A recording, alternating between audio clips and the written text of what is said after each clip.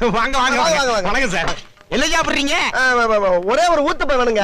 ஒரு நிமிஷங்க முடிச்ச கேட்டு போங்க. சொல்லுங்க. என்ன பண்றீங்க? ஒரு செம்பு தண்ணி எடுத்துக்கங்க.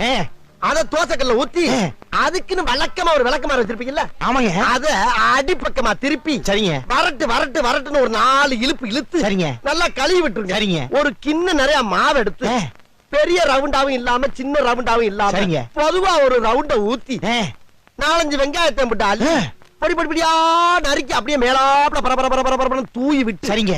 ஒரு நீளமான கேரட் எடுத்து அதையும் பொடி பொடியா நறுக்கி சரிங்க.